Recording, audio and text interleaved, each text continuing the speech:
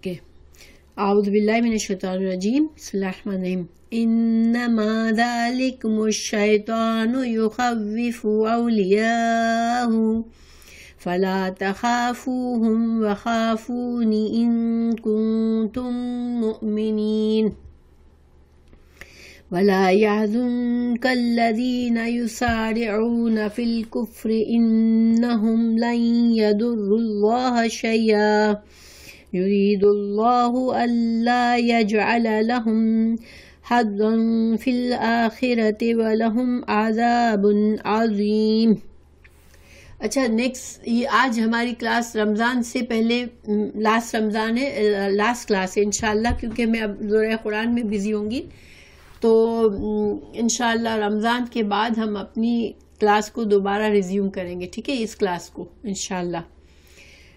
Okay, تو ترجمہ ہے آیات کا۔ یہ خبر دینے والا صرف شیطان ہی ہے جو اپنے دوستوں سے ڈراتا ہے۔ تم ان کافروں سے نہ ڈرو اور میرا خوف رکھو اگر تم مومن ہو۔ کفر میں آگے بڑھنے والے لوگ تجھے غمناک نہ کریں، اے نبی صلی اللہ علیہ وسلم، کفر میں آگے بڑھنے والے لوگ تجھے غمناک نہ کریں۔ یقین مانو کہ یہ اللہ تعالیٰ کا کچھ نہ بگاڑ سکیں گے۔ اللہ تعالیٰ کا ارادہ ہے کہ ان کے لیے آخرت کا کوئی حصہ عطا نہ کرے اور ان کے لیے بڑا عذاب ہے۔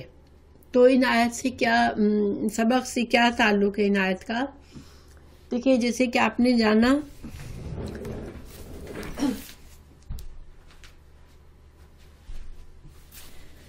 کہ بڑی دیر سے ہم جنگ احد پہ تبصرہ چل رہا ہے، اور اللہ سبحانہ تعالیٰ نے بہت پیارے انداز سے ایک ایک بات کو، ایک ایک مسٹیک کو مسلمانوں کی سامنے لا کر ان کی اصلاح فرمائی، تاکہ جن کا ایمان ابھی کمزور ہے وہ سنبھل جائے۔ اور ساتھ دوسرا مقصد یہ تھا کہ مومن جو منافق تھے ان کا پتہ چل جائے مومنوں کو کہ ہمارے اندر کون سے چھپے دشمن ہیں، کون سے منافقین ہیں۔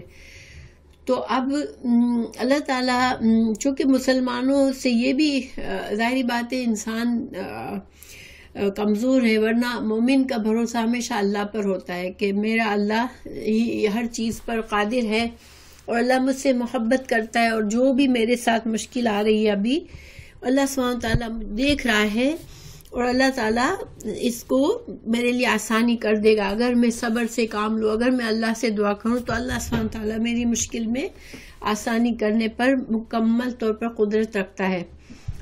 تو مومن کا یہی عقیدہ ہوتا ہے کہ اللہ میری ضرور مدد کرے گا، اور مومن ہمیشہ اللہ سے اچھا گمان کرتا ہے کہ جو مشکل آئی ہے وہ میرے لیے اگر آزمائش ہے تو اگر میں صبر کروں تو میرے لیے اجر و ثواب ہے انشاءاللہ۔ یعنی ہر حال میں مومن کا فائدہ ہی فائدہ ہے، تکلیف میں بھی فائدہ ہے، تنگ دستی میں بھی فائدہ ہے کہ وہ اللہ پر بھروسہ کرتا ہے تو اللہ تعالیٰ اس کو اجر و ثواب دیتا ہے، اور اچھے حالات میں وہ اللہ کو خوش کرنے والے کام کرتا ہے تو اجر و ثواب کماتا ہے۔ تو اب اللہ تعالیٰ یہاں فرما رہے ہیں کیونکہ مومنوں میں ایک خوف پھیل گیا تھا جنگ احد میں، بہت سے مومن جب ہر طرف دشمن نے گھیر لیا، پھر آپ صلی اللہ علیہ وسلم کی قتل کی افواہ، آپ صلی اللہ علیہ وسلم کی کو قتل کیے جانے کی افواہ پھیلائی شیطان نے، تو اس پر مومنوں میں ایک خوف سا طاری ہو گیا تھا۔ تو اللہ سبحانہ تعالیٰ نے مومنوں کو سمجھایا یہاں پر کہ یہ جو خوف تم پر طاری ہوا اور تم نے اللہ پر بھروسہ چھوڑ دیا وقتی طور پر اور تم جنگ کے میدان سے بھاگے، تو یہ کچھ اس لیے ہوا کہ شیطان ہمیشہ دلوں میں وسوسے ڈالتا ہے، انسان کو شیطان اس کا دشمن ہے کھلا، اور انسان کو ہمیشہ چوکنا رہنا چاہیے، ایک مومن کو ہمیشہ چوکنا رہنا چاہیے۔ جب بھی اللہ کی طرف سے اس کے دل میں کوئی بدگمانی آئے، کبھی بھی مایوسی ہونے لگے یا ہم اتنے بوکھلا جائیں اپنے پریشانیوں سے، تو اس وقت انسان کو فوراً مومن کو چونک جانا چاہیے کہ نہیں، ایک مومن کی یہ شان نہیں ہے کہ وہ اس حد تک بوکھلا جائے کہ وہ اللہ پر بھروسہ چھوڑ دے۔ تو اللہ سبحانہ تعالیٰ نے یہاں پر مومنوں کو یہ سمجھایا، اور ظاہری بات ہے کہ ہمارے لیے بھی بہت سبق ہے اس آیت میں۔ پہلے ہم آیت کا ترجمہ کر لیتے ہیں۔ انما، انا بے شک، ماں. اب انا کے بعد ماں جو آتا ہے تو وہ کلام میں حسر پیدا کر دیتا ہے. حسر کیا ہوتا ہے کسی کو پتہ ہے؟ ہم کہا جاتا ہے کہ کلام میں حسر ہے. جیسے میں کہتی ہوں کہ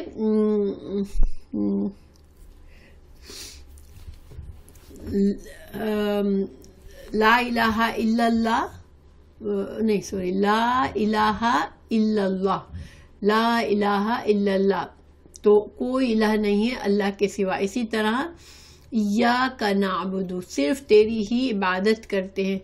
تو یہ حسر، کلام میں حسر پیدا کرنے کے کچھ طریقے ہوتے ہیں. تو انا کے بعد ماں آتا ہے تو حسر پیدا ہوتا ہے. حسر یہ ہوتا ہے کہ کوئی اور بات نہیں، بس صرف یہ.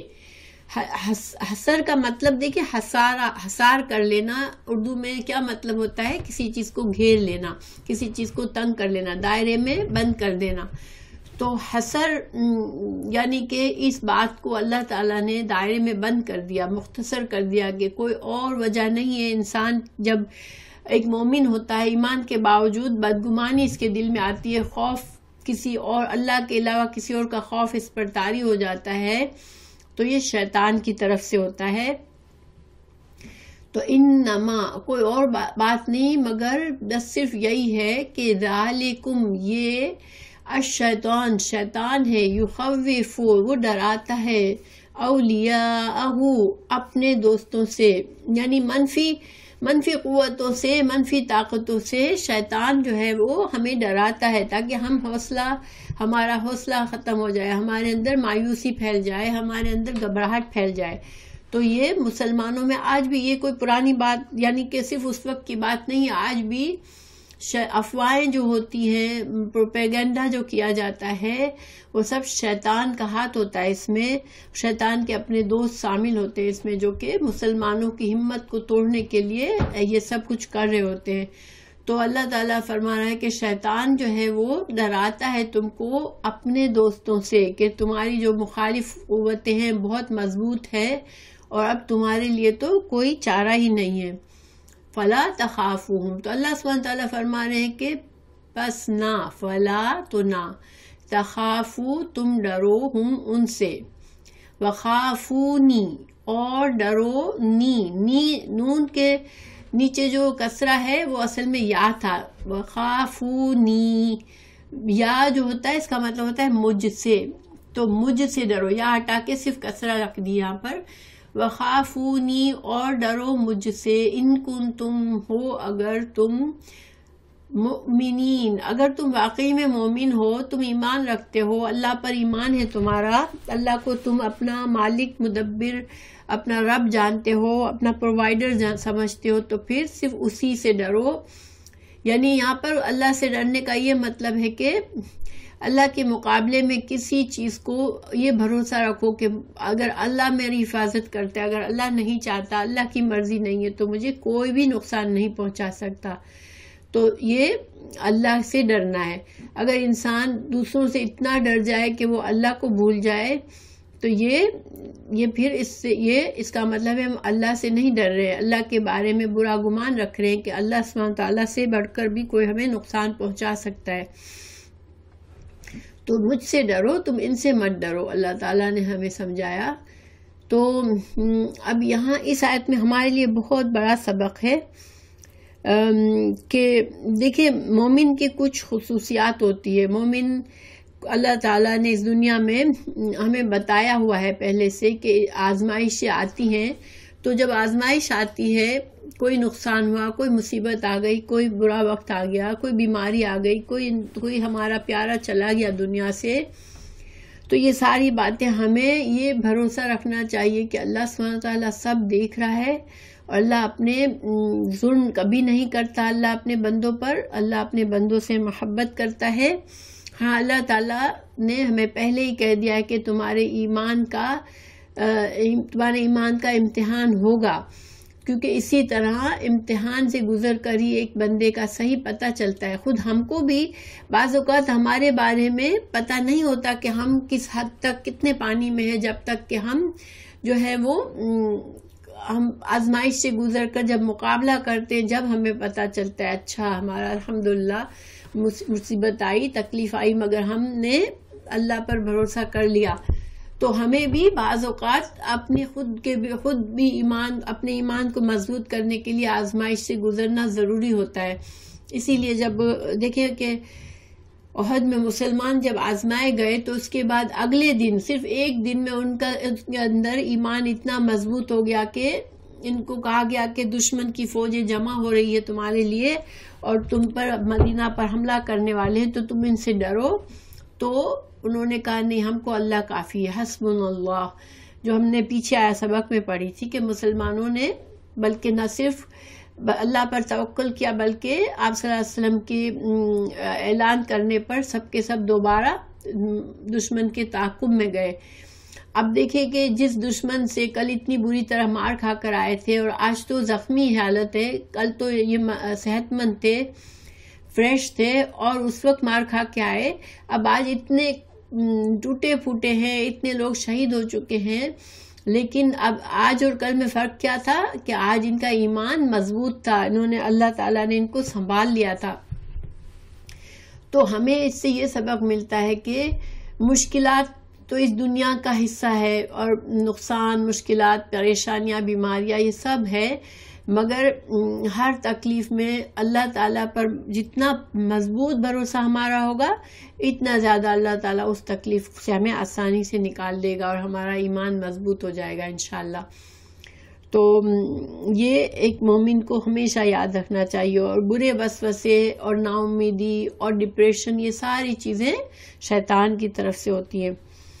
پھر مگر دیکھیں کبھی کبھی یہ ہم لوگ بہت کمزور لوگ ہیں، کبھی کبھی ہم کسی اور کو بہت زیادہ تکلیف میں دیکھتے ہیں تو ہم اس کے بارے میں برا گمان کرنے لگتے ہیں کہ یہ جو ہے اس کو کسی چیز کی سزا مل رہی ہے، ہم فوراً ایسے سمجھ لیتے ہیں۔ کوئی اچھا انسان ہوتا ہے، بظاہر ہمارے نظر میں ویسے اچھا ہوتا ہے، لیکن وہ انسان بہت تکلیف سے گزرتا ہے تو ہم، اور اس تکلیف جا نہیں رہی ہوتی ہے تو ہمیں ایسے ہوتا ہے کہ شاید اس نے کوئی بہت تکلیف سے مرتا ہے اس دنیا میں، بہت زیادہ بیمار ہو کے مرتا ہے، تو ہمیں وہم آنے لگتا ہے کہ خدا نخواستہ اس کے بہت گناہ تھے اس لیے وہ بہت زیادہ بیمار ہو کے مرا۔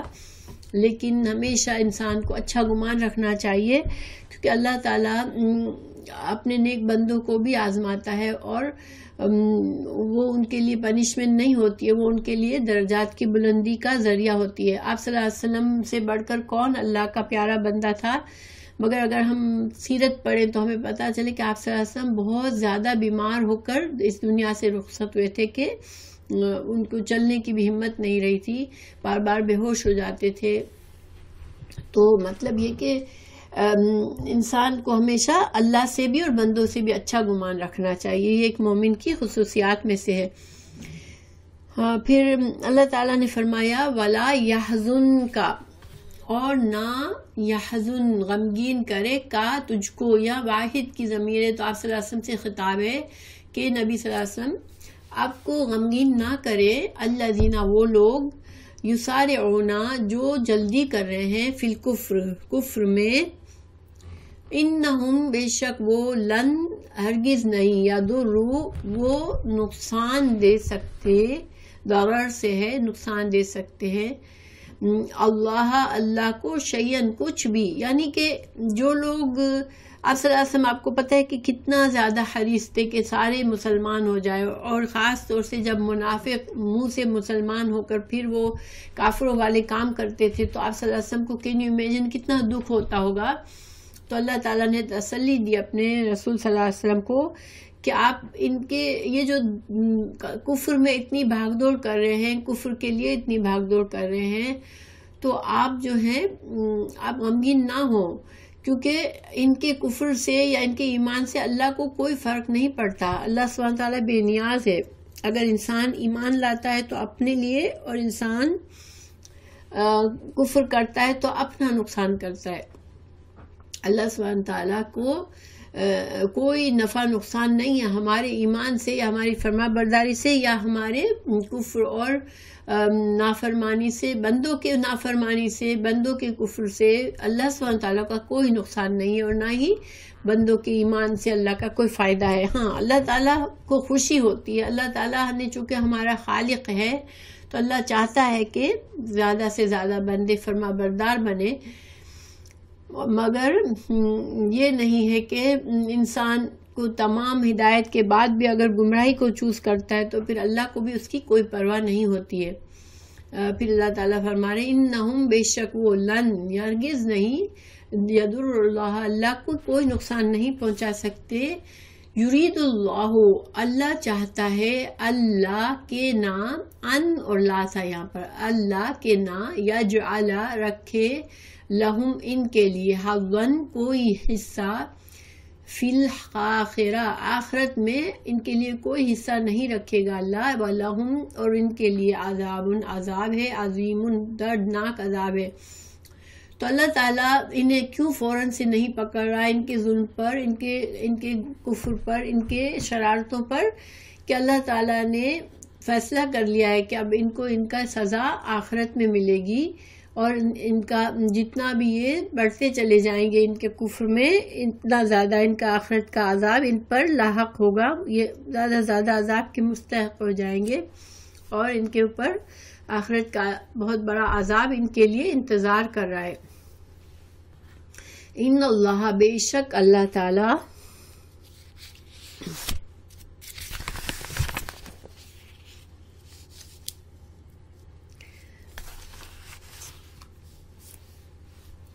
میں نے پچھلی جو آیت تھی جس میں اللہ تعالیٰ پر بھروسہ کرنے والی بات تھی، اس کے لیے مجھے ایک آیت آپ کو، ویسے تو دوسری جگہوں پر بھی ہے قرآن میں، لیکن میں آپ کو ایک آدھ مثال دینا چاہ رہی ہوں۔ سورہ زمر میں اللہ تعالیٰ نے فرمایا الیس اللہ بکاف عبدہ، کہ کیا اللہ کافی نہیں اپنے بندوں کے لیے؟ تو مطلب یہ کہ جب اللہ نے تم کو پیدا کیا ہے، تم اللہ کی ملکیت ہو، تو کیا اللہ تمہاری حفاظت نہیں کرے گا؟ کیا اللہ تمہارے لیے کافی نہیں ہے؟ چونکہ پہلے جو تھا نا کہ آیت میں کہ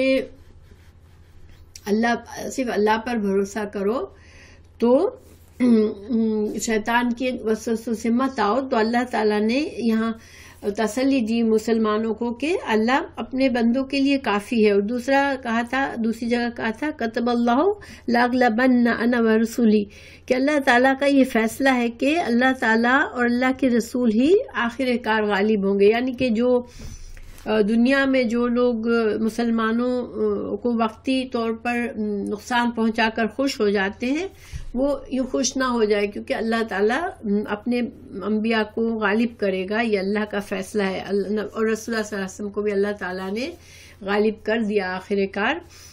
تو یہ چونکہ یہ اہم وہ تھی، تو میں نے میں آپ کو بتانا بھول گئی، اس لیے مجھے واپس جانا پڑا تھا۔ بہرحال تو اب اللہ تعالیٰ فرما رہے ہیں، آیت نمبر 177 پر اب آ جائیں۔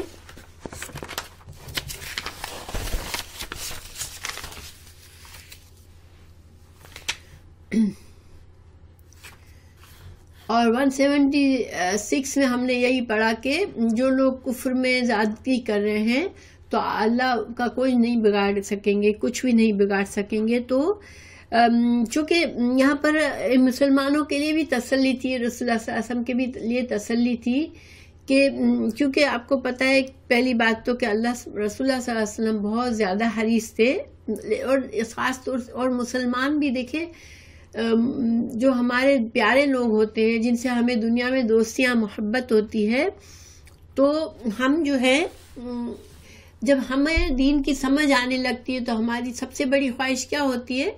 جب ہم دین سیکھنے لگتے ہیں تو سب سے بڑی خواہش کیا ہوتی ہے کہ ہمارے پیارے لوگ جو ہیں وہ بھی اسی طرح ہماری طرح اس دین کی اہمیت کرنے لگے، اور اسی طرح اللہ سے کنیکشن کو مضبوط کرنے کی کوشش کرے۔ اور اس وقت اگر لوگ نہیں کرتے تو ہمیں بہت دکھ ہوتا ہے، لوگ اگر بار بار سمجھانے پر بھی نہیں مانتے تو دکھ ہوتا ہے۔ تو اسی طرح یہ منافقین جو تھے، یہ ظاہری بات ہے کہ مدینہ میں ساتھ رہتے تھے، اور جب منافقت ان کی کھل گئی تو مسلمانوں کو دکھ بھی ہوا کہ یہ لوگ اللہ کے عذاب کی طرف جا رہے ہیں، یا اللہ کی جنت کی طرف نہیں جا رہے ہیں.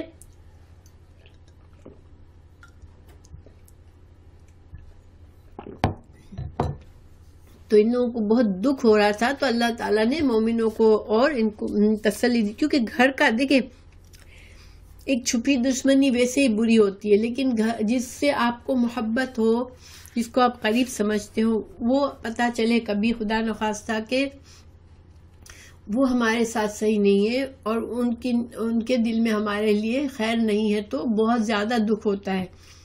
تو جب جنگ احد میں منافقین کھل کر سامنے آ گئے تو مومنوں کو بھی بہت دکھ تھا. تو اللہ تعالیٰ نے نصیحت فرمائی، کیونکہ جن کو تم اپنا سمجھتے تھے کل تک، وہ پتہ چلا کہ یہ تو مسلمان ہے ہی نہیں، یہ تو منافق ہیں. تو اللہ تعالیٰ نے مسلمانوں کو تسلی دی کہ اللہ سبحانہ تعالیٰ ایسے لوگوں کو کی پرواہ نہیں کرتا جو کفر کی طرف بھاگ دوڑ کر رہے ہیں. تو گویا مسلمان بھی اس بات کو قبول کر لیں کہ جو اپنے لیے خیر نہیں چاہتا، تو ظاہر ہے کہ وہ ہمیں اتنے سہولتوں کے اللہ کے نبی سامنے تھے، اور پھر بھی اگر کوئی نہیں مانتا تو کتنی بدقسمتی ہے. تو اللہ تعالیٰ نے مسلمانوں کے لیے بھی اس آیت میں نصیحت رکھی تھی. اور ہم لوگوں کو بھی دیکھیں بعض اوقات یہ جو منافقانہ رویہ، ہم کسی کو منافق تو نہیں کہہ سکتے، لیکن بعض لوگ ہمیں بہت دکھ پہنچتا ہے کہ جن کو ہم پتہ چلتا ہے کہ ہم ان کو دوست سمجھ رہے تھے، لیکن انہوں نے ہمارے پیٹھ پیچھے ہمارے لیے یہ خرابی کی ہے، تو ہمیں بہت دکھ ہوتا ہے. تو ایسے لوگوں کا معاملہ ہمیں بھی اللہ پر چھوڑ دینا چاہیے کہ اللہ سبحانہ تعالیٰ جو ہے وہ سب دیکھنے والے ہیں. اور دنیا میں یہ چیز جب رسولوں کے ساتھ یہ چیز ہوئی ہے، تو پھر ہم کس کاؤنٹ میں ہیں؟ تو ہمارے ساتھ بھی ایسا ہوتا ہے، تو ہمیں اپنا دل بڑا رکھنا چاہیے. ہاں، ہم کسی کو منافق نہیں کہہ سکتے، کیونکہ ان کے دل میں ایمان یہ اللہ کا ہی معاملہ ہے، اللہ ہی جانتا ہے. اور یہی وجہ تھی کہ مسلمان ان لوگوں کو مسلمان ہی سمجھتے تھے. جب تک بالکل کھل کر یہ سامنے نہ آ گئے، جب تک یہ ان کو مسلمان ہی سمجھتے تھے اور مسلمانوں والی عزت اور ان کو دیتے تھے. تو ہمیں بھی لوگوں کے ظاہر پر کرنا چاہیے. ہاں، جس سے ہمیں ذاتی نقصان پہنچتا ہو ان کے بارے میں تھوڑا سا ہمیں محتاط ہو جائے، وہ دوسری بات ہے. لیکن آپ یہ کسی سے نہ کہیں کہ یہ منافقت کر رہے ہیں یا ایسے ہیں، دوسروں سے نہ کہیں تو بہتر ہوتا ہے. انسان اپنے حد تک رکھے اور اپنے دل کو تسلی دے کہ اللہ سبحانہ تعالیٰ سب کچھ دیکھ رہا ہے، اللہ تعالیٰ میرے معاملات کو صحیح کرے گا. بہرحال پھر اللہ تعالیٰ نے فرمایا ان الذین اشتروا الکفر، ان بے شک الذین جن لوگوں نے خرید لیا کفر کو بالایمان ایمان کے ذریعے، لن یضر اللہ، یہ تو کر لی تھی نا، سوری، ولا یحسبن، اور نہ گمان کرے. آج سوری میں تھوڑا سا اپ ڈاؤن کر دیا میں نے، آپ لوگوں کو آئی ہوپ کہ سمجھنے میں مشکل نہیں ہو رہی ہے. ولا یحسبن، اور نہ گمان کریں الذین وہ لوگ کفروا جنہوں نے کفر کیا، انما بے شک. آپ لوگ کنفیوز تو نہیں ہوئے آج؟ کبھی کبھی انسان سے مسٹیک ہو جاتی ہے، آج میں نے تھوڑی سی گڑبڑ کی. بہرحال تو نہ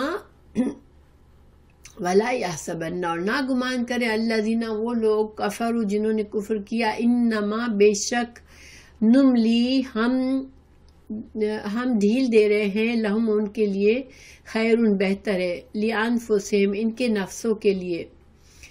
انما بے شک نملی ہم ڈھیل دے رہے ہیں، لہم ان واسطے ان کے، لیزدادوا تاکہ وہ بڑھ جائیں، اسمن گناہ میں، ولہم اور ان کے لیے، عذاب ہے مہین رسوا کرنے والا.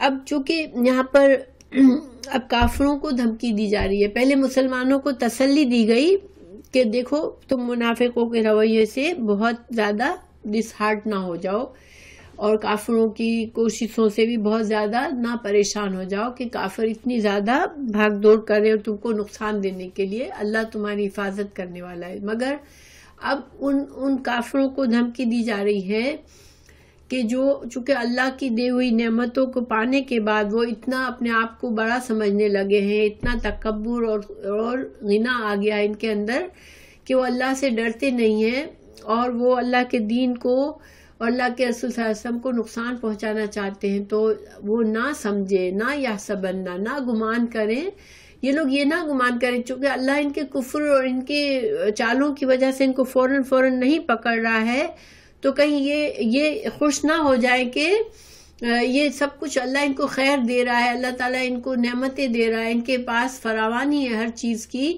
اور جبکہ وہ اللہ کی نافرمانی کرتے جا رہے ہیں, رسول اللہ صلی اللہ علیہ وسلم کے ساتھ نافرمانی کرتے ہیں, تو یہ کہیں اس غلط فہمی میں نہ مبتلا ہو جائے کہ ان کا جو بھی رویہ ہے اس کے باوجود اللہ تو ان پر مہربان ہے نا, تو یہ اس تسلی میں نہ رہے کہ اللہ ان پر مہربان نہیں ہے. اگر اللہ تعالیٰ ان کو فراوانی دے رہا ہے ان کے مال میں, دولت میں, اولاد میں, ان کی طاقت میں, تو یہ اللہ ان پر مہربانی نہیں کر رہا ہے.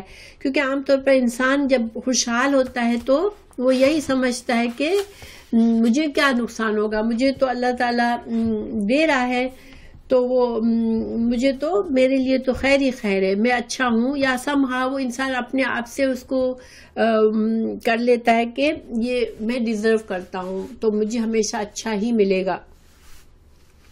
لیکن دیکھو اللہ تعالیٰ جو ہے وہ اللہ تعالیٰ کی حکمت ہے کہ اپنے بندوں کے لیے اللہ تعالیٰ فرما برداروں کو بھی اور نافرمانوں کو بھی جو مہلت اللہ نے دیے, جو وقت زندگی کا دیا ہے, پھر نعمتیں اللہ نے ان کے لیے رزق لکھا ہوا ہے, تو رزق میں ساری کچھ چیزیں آ جاتی ہیں, مال, دولت, اولاد, صلاحیت, اچھی صلاحیتیں, خوبصورتی اور وقار اور اسٹیٹس, اچھا اسٹیٹس, اور جسمانی طاقت اور قوت, اور بہت سی اسکلز جو ہمارے اندر ہوتی ہیں, بڑا خاندان ہوتا ہے. یہ ساری چیزیں کیا ہے, یہ اللہ کی نعمتیں ہیں, مگر کیسے کہ یہ دنیا کا سامان ہے. دنیا ان نعمتوں کے ساتھ آزمائشیں ہیں. یہ دنیا میں اللہ تعالیٰ نے ہمیں مختلف لوگوں کو مختلف چیزیں ہمارے لیے لکھ کر رکھی ہیں جو ہمیں ملتی ہیں, فرما برداروں کو بھی ملتی ہے اور نافرمانوں کو بھی ملتی ہے. اللہ تعالیٰ نے یہ اپنی حکمت سے ان چیزوں میں فوراً کمی نہیں کرتا کہ جہاں انسان نے ایک کفر کیا, کچھ غلط کیا, نماز چھوڑ دی یا کچھ کیا, تو فوراً سے اس کو بڑا سا نقصان ہو گیا. اب اس کو پتہ چل گیا کہ اللہ تعالیٰ نے مجھے سزا دی. ایسا نہیں اللہ تعالیٰ کرتا, اللہ مہلت دیتا ہے اور اللہ تعالیٰ کے فیصلے حکمت کے ساتھ ہوتے ہیں. ہم کو علم دے دیا گیا اور ہمیں یہ نعمتیں دے دی گئی, اور اس کے ساتھ اللہ تعالیٰ نے ہمیں آزمایا کہ اب ہم ان نعمتوں کو کیا کرتے ہیں. تو مومن بندہ کیا کرتا ہے کہ اللہ کی نعمتوں کا اس کو احساس ہوتا ہے, وہ شکر گزار ہوتا ہے, اور نعمتوں کا شکر یہ ہوتا ہے کہ ان کو اس طرح سے استعمال کرتا ہے جس سے اللہ کی رضا حاصل ہو. اللہ کو ناراض کرنے والے کام اپنی ان نعمتوں سے نہیں کرتا. اگر مال ہے تو مال کو ایسے استعمال کرتا ہے کہ آخرت کے فائدے کما لے, اور اگر اللہ نے اور صلاحیتیں دیے تو ان سے وہ مفید انسان بنتا ہے, دوسروں کو فائدہ دیتا ہے, اچھی عبادات کرتا ہے, خیر اور بھلائی کے کاموں میں اپنا حصہ ڈالتا ہے. تو مومن جو ہے وہ اس کو چاہے اللہ نے بہت ساری نعمتیں دی ہوں یا کم نعمتیں دی ہوں اس کے نصیب میں, تو ہر حال میں مومن جو ہے وہ فائدے میں رہتا ہے. جب اس کو کم نعمتیں ملی ہوتی ہے تو بھی وہ اللہ پر بھروسہ کر کے شکر کرتا ہے تو اس کے درجے بڑھتے ہیں, اور اگر زیادہ نعمتیں دی ہوتی ہیں تو وہ ان نعمتوں کا صحیح استعمال کر کے اجر و ثواب کماتا ہے اور اس کے درجے بلند ہوتے ہیں. تو مومن کا فائدہ ہی فائدہ ہے ہر حال میں. اب کافر کیا کرتا ہے کہ جب اس کو بہت چیزیں ملتی ہیں تو وہ اپنے گھمنڈ میں پڑ جاتا ہے, اس کے اندر تکبر آ جاتا ہے. وہ چونکہ اللہ پر تو اس کی دھیان ہوتا ہی نہیں ہے, وہ اس کو اپنی کمائی سمجھتا ہے, اور پھر اس مال اور اسٹیٹس اور دولت سے اس کے اندر اتنی زیادہ اکڑ آ جاتی ہے کہ وہ اپنے مقابلے میں کسی کی بات کو سمجھتا ہی نہیں ہے. اسی لیے آپ دیکھیں کہ جب ہم اللہ تعالیٰ جب کبھی ہمیں قوموں کے حالات بتاتے ہیں تو ہمیشہ یہ بتاتے ہیں کہ جو قوم کے جو بڑے لوگ تھے انہوں نے تکبر کیا، اور پھر جو چھوٹے لوگ ہوتے ہیں وہ ان میں بھی تھوڑے گمراہ ہوتے ہیں، تھوڑے اچھے ہوتے ہیں، تو گمراہ لوگ پھر بغیر سوچے سمجھے بڑوں کا اپنے گمراہ لیڈرز کو فالو کر کے گمراہ ہو جاتے ہیں۔ بہرحال تو نعمتیں، یہ اللہ کا قانون ہے کہ اللہ کی نعمت جو ہے وہ کافر کے لیے ایک آزمائش بن جاتی ہے، اور اس کے لیے عذاب کمانے کا ذریعہ ہو جاتا ہے۔ جتنی زیادہ نعمتیں اتنا زیادہ وہ دنیا میں مشغول، اور اتنا زیادہ وہ اپنی گناہ والی زندگی سے مطمئن ہوتا ہے اور گناہ میں بڑھتا جاتا ہے، اور اس کا عذاب بڑھتا جاتا ہے۔ مومن کے لیے یہ آزمائشیں نعمت ہوتی ہے، کیونکہ ان کے ذریعے وہ اللہ کی رضا کو کما لیتا ہے۔ تو اللہ تعالیٰ یہاں یہی بتا رہے ہیں کہ ہم جو ہیں یہ خوش نہ ہو جائیں، یہ کافر خوش نہ ہو جائیں کہ ان کو ہم نے جو نعمتیں دی ہوئی ہیں اور ان کو اسٹیٹس ہے، ان کے پاس شہرت ہے، مال ہے، دولت ہے، ظاہر ہے جو لوگ رسول اللہ صلی اللہ علیہ وسلم کے خلاف تھے وہ لوگ بھی مسلمان اس وقت کے مسلمانوں کے مقابلے میں مال و دولت میں اسٹیٹس میں ہائر اسٹیٹس رکھتے تھے۔ لوگ ان کی طرف بڑا فخر سے ان کو دیکھتے ہوئے فخر محسوس کرتے تھے کہ یہ بڑے لوگ ہیں۔ تو اللہ تعالیٰ نے فرمایا کہ ان کو یہ خوش فہمی میں نہ رہ جائے کہ میں ان سے راضی ہوں، اس لیے ان کو یہ میں موقع دے رہا ہوں، بلکہ یہ موقع کیا ہے، یہ مہلت کیا ہے، تاکہ ان کے گناہ اور بڑھتے چلے جائے، کیونکہ آخر کار ان کو رسوا کرنے والا عذاب ملے گا۔ اور یہاں مہین رسوا کرنے والا عذاب جو ہے تکبر کے ساتھ جاتا ہے، جس نے تکبر کیا اس کو اللہ رسوا کرتا ہے۔ تو یہ عذاب المہین یہاں پر آیا، اور پہلے عذاب العلیم تھا تو دردناک عذاب، اور مہین جو ہے اس میں رسوائی کا پہلو بھی ہے۔ اور جب بھی تکبر کے ساتھ ساتھ تکبر کا اپوزٹ رسوائی ہوتی ہے، ذلت ہوتی ہے، تو اللہ تعالیٰ تکبر کرنے والوں کو ذلت دیتا ہے۔ مَا کَانَ، اور نہیں ہے اللہ لِيَذَرَ اچھا یہ جو ٹاپک ہے، جو اللہ تعالیٰ نے کا ڈھیل دینے کا جو معاملہ ہے، تو یہ قرآن میں سورہ مومنین میں بھی فرمایا اللہ نے 55-56 میں، اَيَحْسَبُونَ، کیا یہ گمان کرتے ہیں، اَنَّمَا نُمِلُّهُمْ بِهِ مِن مال و بنین، کیا وہ یہ گمان کرتے ہیں کہ ہم ان کو مال اور اولاد میں اضافہ کرتے ہیں، تو یا ہم ان کے لیے بھلائیاں میں جلدی کریں، یعنی کہ اللہ تعالیٰ ان سے پوچھ رہے ہیں کہ ان کے بارے میں بتا رہے ہیں کہ ہم ان کو جب مال اور اولاد میں زیادتی دیتے ہیں تو یہ سمجھتے ہیں کہ اللہ ہم سے راضی ہیں۔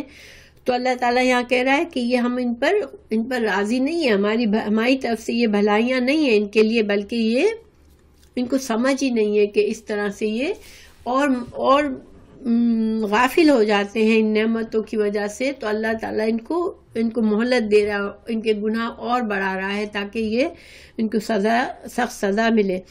دوسری جگہ سورہ توبہ میں فرمایا 85 میں، اے نبی صلی اللہ علیہ وسلم، ان کے مال اور اولاد آپ کو حیرت میں نہ ڈالیں، ان چیزوں سے اللہ یہ چاہتا ہے کہ ان کو عذاب دے، اور جب ان کی جان نکلے تو اس وقت بھی وہ کافر ہی ہوں۔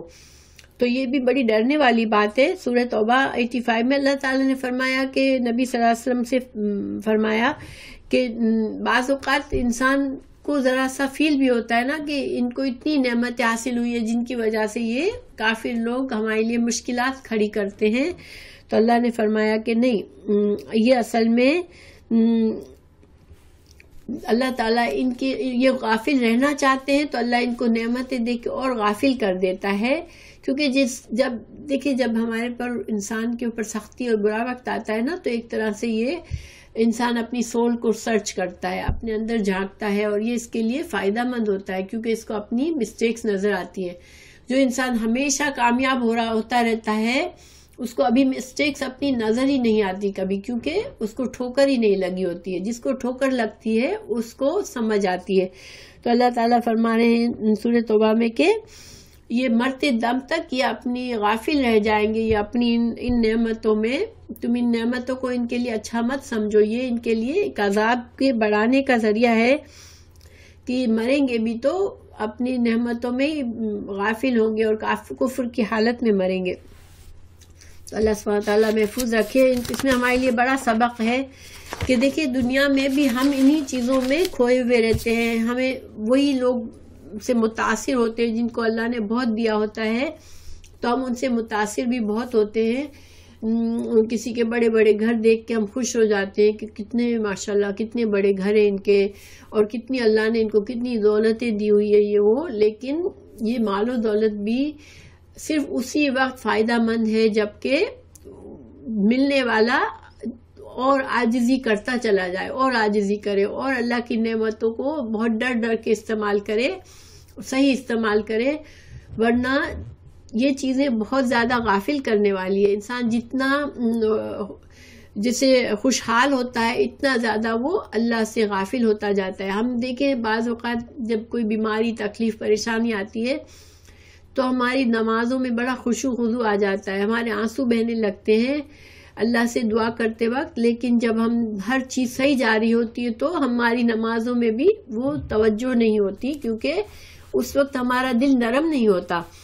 تو یہ جو چیزیں ہیں اس کی ہمیں اچھی تو لگتی ہیں لوگوں کے پاس دیکھ کر، مگر ہمیشہ دعا یہ مانگنی چاہیے کہ اللہ تعالیٰ مجھے آزمائشوں ایسی طرح سے دے نعمتیں کہ جس میں میں آزمائشوں میں نہ پڑ جاؤں اور میں فتنوں میں نہ پڑ جاؤں. کیونکہ یہ فتنوں کا سب سے بڑا ذریعہ ہے. یہ دولت اور مال اور نسب اور شہرت، بڑا اسٹیٹس، ہائی اسٹیٹس، یہ چیزیں انسان کے لیے نقصان دہ بھی ہو سکتی ہے. بہت زیادہ آسانی سے وہ انسان غافل ہو سکتا ہے. پھر اللہ تعالیٰ فرما رہے ہیں کہ ما کانا، نہیں تھا اللہ،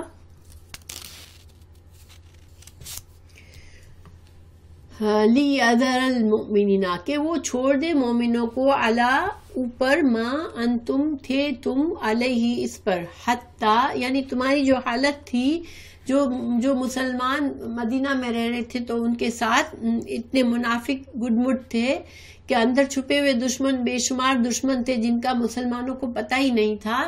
تو اللہ تعالیٰ فرما رہا ہے یہاں کہ میں تم لوگوں کو اس حال میں نہیں چھوڑنا چاہتا تھا جبکہ تمہارے اندر اتنے دشمن موجود تھے اور تمہیں پتہ نہیں تھا، وہ منافق تھے اور تم ان کو مومن سمجھتے تھے اور وہ اندر اندر تمہاری جڑ کاٹنے کی کوشش کر رہے تھے.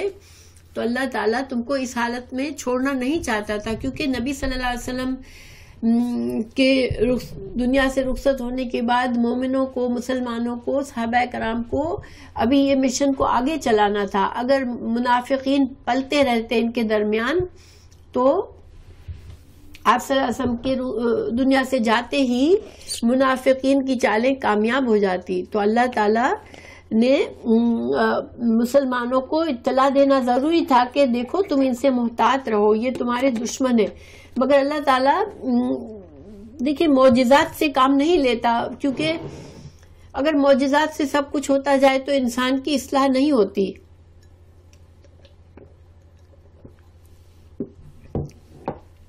اللہ چاہتا تو ہر منافق کا منہ اس دنیا میں ہی کالا کر دیتا، تو لوگوں کو دیکھتے ہی پتہ چل جاتا کہ یہ منافق ہے. مگر اللہ تعالیٰ ایسے نہیں کرتا. کیوں؟ کیونکہ اللہ تعالیٰ اس دنیا میں ہمارا امتحان بھی تو ہے، اور منافق جیسے ٹائپ کے لوگوں سے بھی تو ہمارا امتحان ہوتا ہے، ہمارے ایمان کا امتحان ہوتا ہے.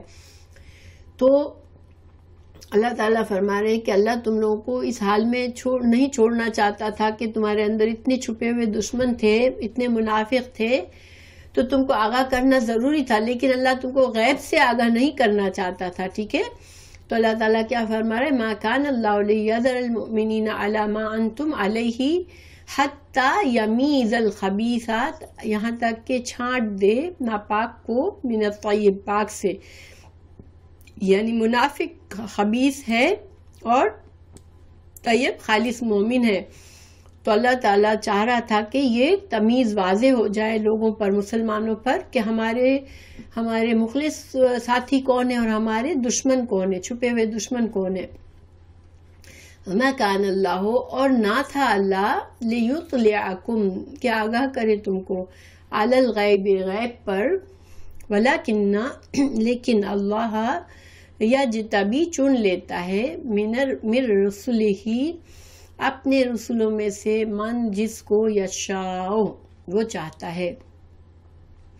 تو یہاں پر اللہ تعالیٰ نے کیا سمجھایا کہ اللہ تمہیں غیب کے ذریعے نہیں بتانا چاہ رہا تھا کہ منافق کون ہے اور مسلمان کون ہے۔ جیسے میں نے کہا کہ ہر منافق کا چہرہ اللہ کالا کر دیتا تو فوراً پتہ چل جاتا، نہیں، لیکن اللہ تعالیٰ نے احد میں آزمایا، جب آزمائش آئی اور مسلمان جب ہار گئے اور جب ہار کے لوٹے تو اس وقت منافقوں نے خوب باتیں کی کہ دیکھا ہم تم کو کہہ رہے تھے کہ تم مت جاؤ اور تم نے بیوقوفی کی، ہماری بات نہیں مانی، اور تم یہ آج کتنے دکھ سے لوٹے ہو، کتنے تمہارے لوگ مارے گئے۔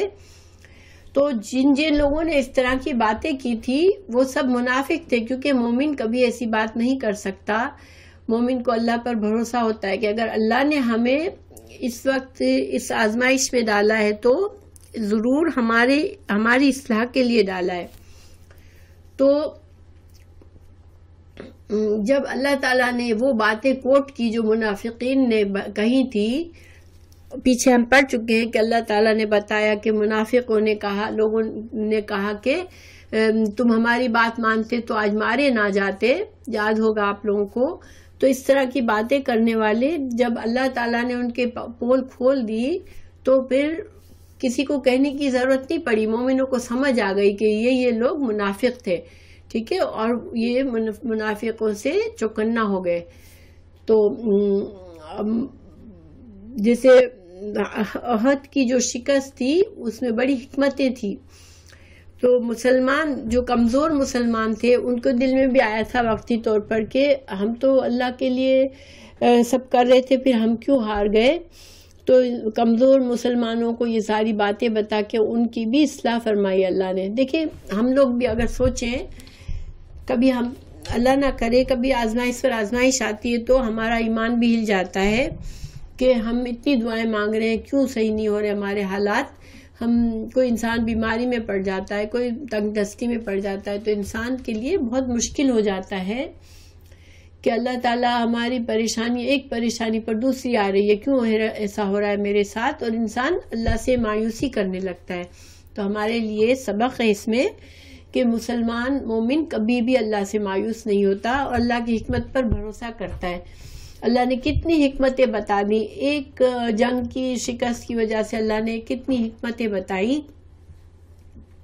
کیونکہ مسلمانوں کو یہ تانے بھی دیے جا رہے تھے کہ وہ اگر یہ سچے رسول ہے تو پھر یہ کیسے زخمی ہو گئے اور کیسے تمہارے لوگ شہید ہوئے اور کیسے تم ہار کر آئے ہو، تو اللہ نے کیوں تمہاری مدد نہیں کی۔ تو اس طرح کی باتیں انسان کو افیکٹ کرتی ہیں، اس لیے اللہ تعالیٰ نے مضبوط ایمان کیا لوگوں کو، اور ہمارے لیے بھی اس میں بہت سبق ہے ان آیات میں کہ مشکل حالات میں بھی انسان صبر سے اللہ پر بھروسہ کرے، کیونکہ یہ دنیا میں حالات، ہر طرح کے حالات سے انسان کو گزرنا پڑتا ہے، اور جتنا بھروسہ ہمیں اللہ پر ہوگا اتنا انشاءاللہ ہمارے لیے وہ تکلیفیں آسان ہو جائیں گی۔ پھر اللہ تعالیٰ فرما رہے فآمنوا پس ایمان لاؤ باللہ اللہ پر ورسلہ اور اس کے رسول پر۔ اللہ تعالیٰ مسلمانوں ہی سے کہہ رہے کہ ایمان لاؤ اپنے اللہ پر اور اس کے رسول پر۔ وَإِن تُؤْمِنُوا اور اگر تم ایمان لاؤ گے وَتَتَّقُوا اور تقوی کرو گے فَلَكُمْ تو تمہارے لیے اجر ہے عظیم، بہت بڑا۔ تو یہاں پر جو کمزور ایمان والے ہیں وہ اپنا ایمان بڑھا لیں، جو منافق ہے اگر وہ بھی سن کر اپنے آپ پر کو صحیح کر لے تو وہ بھی اس کے لیے بھی بہتر ہے، اور جو مومن ہے وہ اپنے ایمان کو اور بڑھا لے اور تقوی کو اور بڑھا لے تو ان کے لیے اجر عظیم ہے انشاءاللہ۔ پھر ولا یحسبن اور نہ گمان کریں الذین وہ لوگ یبخلون جو بخل کرتے ہیں بما ساتھ اس کے جو آتاہم اللہ جو اللہ نے ان کو دیا ہے من فضلہ اپنے فضل سے، ہوا خیر لہم کہ وہ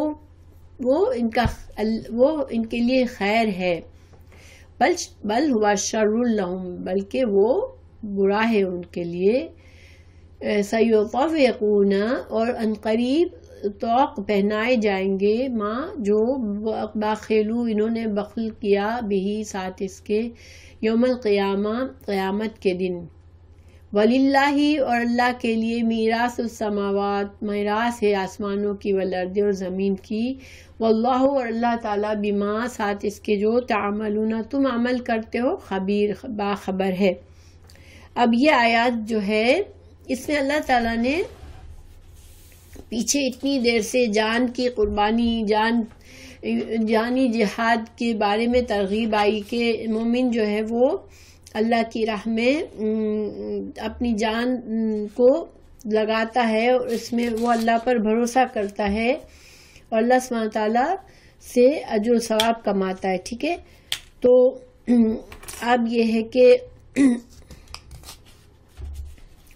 مالی قربانی، کیونکہ جنگ یا جہاد یا کسی ہر کام میں صرف جانی مالی قربانی نہیں چاہیے ہوتی ہے. مومن کو اپنے مال کی قربانی بھی دینی پڑتی ہے. صرف جان کے جہاد نہیں ہوتا، مال کا بھی جہاد ہوتا ہے. جب ہمارا دین خطرے میں ہو، جب دین کے دشمن بڑھتے جا رہے ہوں تو ہم کو مالی قربانی بھی دینی پڑتی ہے تاکہ ہم ان کا اپنا دفاع کر سکیں، اور دفاع کرنے کے لیے مال کی ضرورت ہوتی ہے.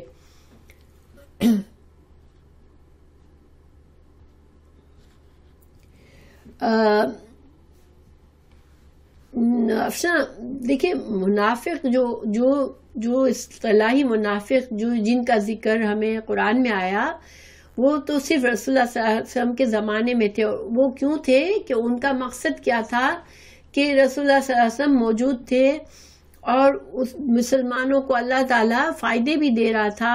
مدینہ میں ہجرت کے بعد مسلمانوں کے اتنی فتحیں ہوئی، اتنے زیادہ اللہ تعالیٰ نے آہستہ آہستہ مسلمانوں کی قوت کو بڑھایا. تو اب جن کے دلوں میں ایمان نہیں بھی آیا تھا لیکن وہ صرف اپنے دنیا کے فائدوں کے لیے مسلمان ہوئے تو وہ منافق تھے. ٹھیک ہے، مگر اندر اندر وہ مسلمانوں کی جڑ کاٹنے کی کوشش کر رہے تھے. تو وہ منافق جو تھے ان کا ذکر آ گیا. اب آج کے زمانے میں مسلمانوں کے ایسے چھپے دشمن ہوتے ہیں جو بظاہر ہمارے خیر خواہی کرتے ہیں لیکن وہ اندر اندر مسلمانوں کو نقصان ہی پہنچاتے ہیں. تو وہ بھی ایکچولی منافق ہی ہیں، مگر ہم بذات خود کسی پر منافق کا فتویٰ نہیں ڈال سکتے. کیونکہ منافقت جو ہے وہ چھپی ہوئی چیز ہے، انسان کے اندر کا معاملہ ہے. اسی لیے ہم سے یہ کہا گیا کہ تم انسان کے ظاہری طور پر وہ اگر خود کو مسلمان بھی کہتا ہے اور مسلمانوں والے کچھ کام بھی کر رہا ہے تو تم ظاہر سے معاملہ کرو. کسی کو کافر اور منافق کہنے کا ہمیں نہیں اجازت دی گئی، بلکہ ایک حدیث میں ہمیں ڈرایا گیا کہ اگر ہم کوئی انسان کسی مسلمان کو کافر کہہ دیتا ہے کہ یہ کافر ہے تو وہ کافر کفر کا کلمہ خود اسی کے اوپر لوٹ جاتا ہے. تو یہ بلکہ ڈرنے والی بات ہے کہ ہم کسی کو منافق یا کافر کہیں کیونکہ اللہ سبحانہ تعالیٰ ہی جانتے ہیں. ہاں، منافقت کی نشانیاں ہمیں بتائی گئی ہیں. اللہ تعالیٰ نے رسول اللہ صلی اللہ علیہ وسلم حدیث میں منافقت کی نشانیاں بتائی ہیں.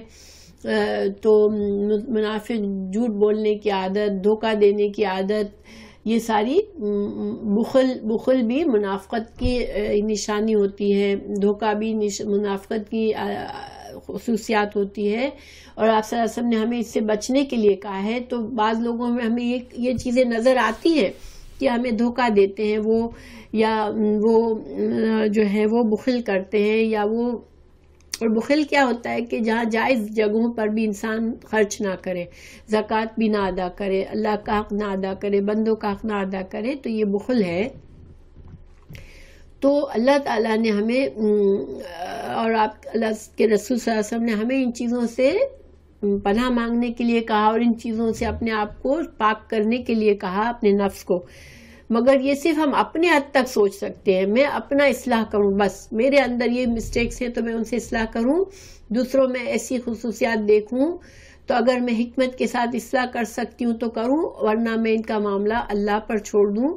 کہ کیونکہ یہ چھپی ہوئی بیماری ہوتی ہے. ظاہر سے تو انسان ہمیشہ اچھے دعوے کرتا ہے مگر پیچھے غلط کام کرتا ہے. تو یہ چھپی ہوئی چیز ہے، ہمیں کبھی کبھی نظر آ بھی جائے تو ہم اس کو اللہ پر چھوڑ دیں کہ یہ ان کا معاملہ اللہ کے ساتھ ہے. ہم ان کو منافق نہیں سمجھ سکتے، ٹھیک ہے، ہم ان کو منافق کہہ نہیں سکتے.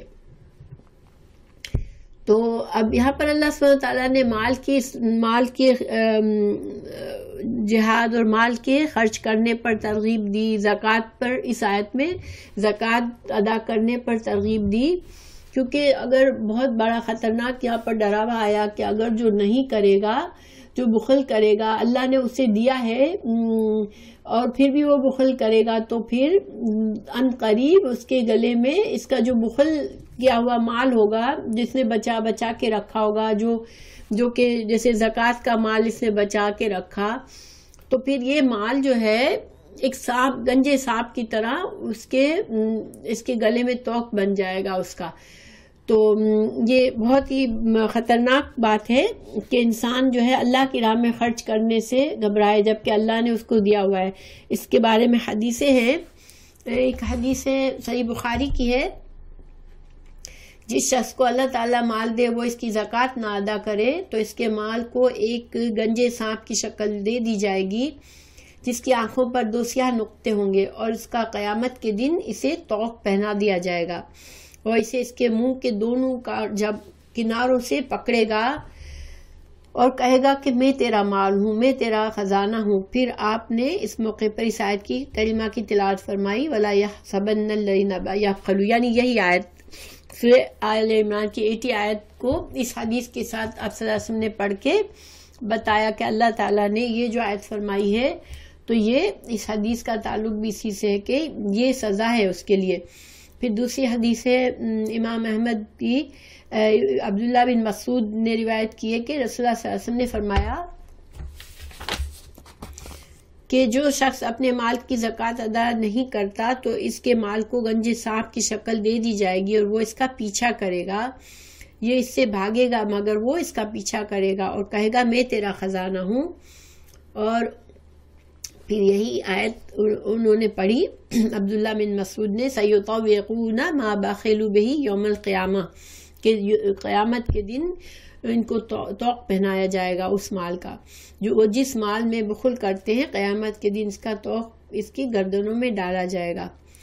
تو ان حدیث سے ہمیں کیا پتہ چلتا ہے کہ دیکھیں اللہ سبحانہ تعالیٰ نے دنیا میں ہمیں جو کچھ دیا ہے اس میں اللہ تعالیٰ نے بہت لوگوں کے حصے رکھے ہیں، ٹھیک ہے، اللہ نے سب کو برابر نہیں دیا، کسی کو مال دیا ہے کسی کو نہیں دیا. جن کو دیا ہے ان کے مال میں اللہ نے بہت سے لوگوں کا حصہ رکھا ہے، جو اللہ نے ہمیں موقع دیا ہے کہ ہم اس حصے کو ادا کریں خوشی کے ساتھ اور اپنے لیے اجر کما لیں. تو زکوٰۃ ادا کرنا، صدقہ خیرات کرنا یہ بہت ضروری ہے انسان کے لیے. جب اللہ نے خاص طور سے جب اللہ نے نعمتیں دی ہیں تو اگر انسان کے پاس ہوتا ہے پھر بھی وہ نہیں کرتا تو یہ اس کی بہت بڑی سزا ہے. اس سے اللہ تعالیٰ محفوظ رکھے. ویسے بھی انسان بخل کر کے بچاتا ہے، پھر جب اس کی موت آتی ہے تو اس کا مال پھر ظاہر دوسروں کو چلا جاتا ہے. اللہ تعالیٰ فرمائے وَلِلَّهِ مِيرَاثُ السَّمَاوَاتِ وَالْأَرْضِ، کہ ساری میراث آسمانوں اور زمین کے اللہ کے لیے. کیا مطلب ہے؟ اللہ نے وقتی طور پر تمہیں جو نعمتیں دی ہیں تم تو ان کو چھوڑ کر چلے جاؤ گے. جب تمہاری موت آئے گی اور ہر شخص کو موت آنے والی ہے تو ہر انسان اپنا جو کچھ جس مال کے لیے اس نے بخل کیا، جس کے لیے دنیا میں فساد کیا، وہ مال تو سارا وہ چھوڑ کے چلا جائے گا. تو دنیا میں کائنات میں جو کچھ ہے اللہ ہی کے لیے ہے. تو اور اللہ سبحانہ تعالیٰ جب تم کوئی اچھا کام کرتے ہو تو بھی دیکھتا ہے اللہ، اور تم جب بخل کرتے ہو تو وہ بھی دیکھتا ہے. تو اس کے بارے میں میراث، دیکھیں میراث کیا ہے؟ انسان جو ہے کسی کے مرنے کے بعد اس کو اس کا مال فری میں مل جاتا ہے نا، وہ اس کو چھوڑ کے چلا گیا، اب اس کے بارے سے کہا ہو جاتا ہے. تو آخر کار تو ہر کوئی مر جائے گا، تو سارا کا سارا اللہ کی چیزیں یوں ہی رہ جائے گی کہ ان کا کوئی اور مالک نہیں ہوگا، صرف اللہ ہی ہوگا. یہ وقتی ملکیتیں اللہ نے دی ہے. تو اللہ سبحانہ تعالیٰ ہماری نیتوں کو اور ہمارے اعمال کو، ہمارے اندر کے چھپے ہوئے خیالات کو جانتا ہے، اور اگر ہم اللہ کی رضا کے لیے ان کو خرچ کرتے رہیں گے تو انشاءاللہ اس میں کبھی کمی نہیں آئے گی، بلکہ یہ بڑھتا چلا جائے گا اور ہمارے لیے آخرت کا اجر و ثواب بھی بڑھتا جائے گا. اللہ سبحانہ تعالیٰ ہمیں ہم سے راضی ہو جائے اور ہمیں وہ خصوصیات ہمارے اندر پیدا کر دے کہ ہم ہر کام، ہر نعمت جو اللہ نے ہمیں دی ہے اس کو کانشیسلی اللہ کی رضا کے لیے استعمال کریں. کبھی تکبر میں نہ پڑھیں کہ یہ میری چیز ہے، یہ میں نے کمائی ہے، یہ میری محنت کا، میری صلاحیتوں کا پھل ہے، بلکہ ہمیشہ عاجزی کرے کہ اللہ نے مجھے دیا ہے اور اللہ نے اس میں دوسروں کا حق رکھا ہے اور اس کو فراخ دلی سے دوسروں کا حق ادا کرنا چاہیے تاکہ انشاءاللہ ہمارے لیے اجر و ثواب ہو. تو جزاک اللہ خیر. ہماری کلاس پوری ہوئی. نیکسٹ سنڈے ہم یہ کلاس نہیں کریں گے انشاءاللہ رمضانوں کے بعد. تو دعا ہے رمضان اللہ تعالی ہم سب کے لیے رمضان میں آسانیاں کرے اور اللہ تعالی ہمارے لیے رحمتوں کے دروازے کھول دے، ہمیں آسانی سے روزے مکمل صحت عافیت کے ساتھ اپنے روزے پورے کرنے کی توفیق عطا کرے، زیادہ سے زیادہ ہمیں نمازیں اور قیام اللیل کی توفیق عطا کرے انشاءاللہ. اور اللہ تعالی ہم سے راضی ہو جائے، ہم کو ان میں داخل کر لے جن کو جنت نصیب کرے گا. اللہ اپنی رحمت سے ہمارے لیے جنت کے دروازے کھول دے. ہماری اولادوں کے لیے، ہمارے والدین کے لیے، ہمارے تمام مسلمانوں کے لیے اللہ سبحانہ تعالیٰ آسانیاں کر دے اور رمضان کا مہینہ خیر و برکت کے ساتھ گزار دے. دیکھیے بہت سے مسلمان ملکوں میں بالکل امن نہیں ہے اور بہت برے حالات ہیں. اللہ تعالیٰ ان پر بھی رحم کرے کہ انشاءاللہ اللہ تعالیٰ ان رمضان کی برکتوں سے ان کی پریشانیاں دور کر دے. بہت سے مسلمان مغلوب ہیں، مظلوم ہیں. چائنا میں بھی میں سنتی ہوں بہت زیادہ مسلمان کو اپریس کیا جاتا ہے. اللہ تعالیٰ ان کی بھی مدد کرے. ہمیں اپنی دعاؤں میں ان کو بھی یاد رکھنا چاہیے کہ اللہ تعالیٰ جہاں جہاں جو مسلمان تکلیف میں اللہ ان کی مدد کرے. خاص طور سے رمضان کا مہینہ سب کے لیے سکون اور برکتوں والا بنا.